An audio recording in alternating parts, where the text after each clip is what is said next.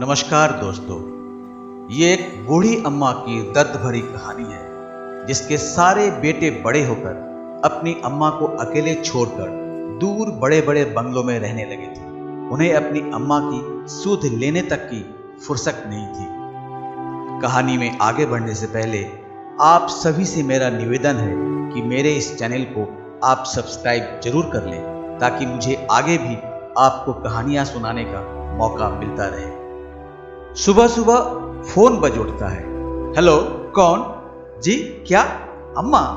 नहीं, अम्मा नहीं रही। क्या हुआ? अभी तक तो अच्छी भली थी। मौत किसी से बोलकर आती है क्या? अब लाख रुपए समझो कहीं नहीं गए।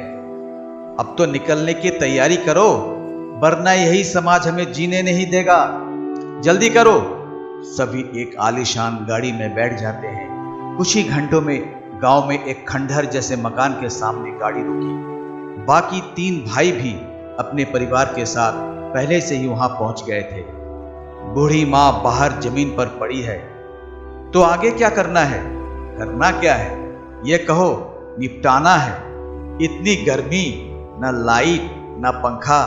हे भगवान, कहां फंस गए? अंदर चल के देखे, कोई खजाना तो नहीं गाड़ रखा है।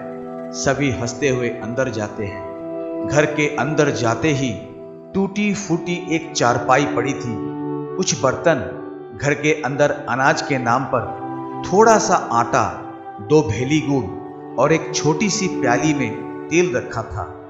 बस यही थी उस बूढ़ी अम्मा की पूरी दुनिया। कल अम्मा तो बिल्कुल ठीक थी। पास के घर में शादी थी तो वहां से गुड़ तेल पाकर खूब खुश थी। और आज ये सब? बरसात में छत से पानी गिरता था। पूरी रात कोने में दुबकी बैठी रहती, पर किसी से कोई शिकायत नहीं थी। कई बार तो भूखे पेट ही सो जाती थी, पर किसी से कोई शिकायत नहीं करती। नाती पोतों से मिलने के लिए तरसती रहती। जिसने भूख को सहकर रात गुजारी हो, अब उसके मरने के बाद ये सारे ढोंग बंद करो। वो तो अब चली गई, अब जताने की क्या जरूरत है? हजारों को बुलाकर खिलाने की अब क्या जरूरत? अब कितना भी दान करो, जो चला गया वो चला गया। अब तुम लोग भी जाओ, समाज को दिखाने का दिखावा बंद करो। जब एक एक पैसे को तरसती थी तब कहां थे? अब लाखों भी खर्च करो, उसे क्या मिलना है? ये कहते हुए वो गांव की धोबिन पल्लू से आंखों से आंसू पोंछती है। एक मां एक कमरे के घर में 4 बच्चे पाल सकती है, पढ़ा लिखा कर पैरों पर खड़ा कर सकती है, पर 4 बच्चों के अपने 6 कमरे के बंगले में अपनी मां के लिए एक कोना नहीं है। ये समस्या नहीं है कोई, ये एक भारी पाप है जो तुम जैसी औलाद करती है। अगर बच्चे बड़े होकर ऐसा हो जाते हैं तब तो भगवान ने मुझे कोई संतान ना देकर बहुत अच्छा किया। सभी सर झुकाकर वही खड़े होकर धोबिन की बात सुनते रहते हैं। तभी अनय, जो बूढ़ी अम्मा का बड़ा बेटा था, उनका 8 साल का बेटा, वो गुड़ की भेली उठा लेता है। उसकी मां अनीता बच्चे को घूर कर देखने लगती है। छोटा सा जय बोलता है, नहीं मां, ये दादी ने मेरे लिए ही रखा होगा, वो मुझसे बहुत प्यार करती थी। कहकर वो गुड़ का एक टुकड़ा मुंह में डाल लेता है और रोने लगता है। उसे देखकर अनय उसे अपने गले से लगा लेता है।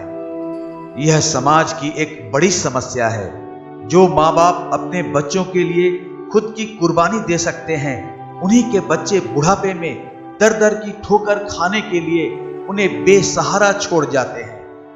पूरा परिवार काम निपटाकर शहर लौट गए और एक राहत की सांस लेते हुए एक बेटे ने कहा, चलो फुर्सत हुई, अब ना अम्मा रही और ना कोई मुसीबत, क्यों जी?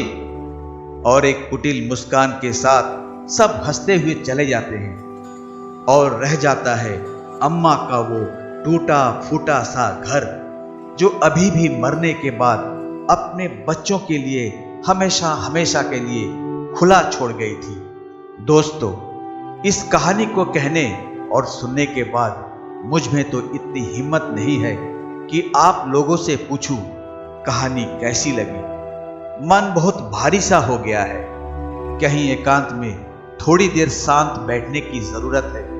मुझे माफ करना। नमस्कार।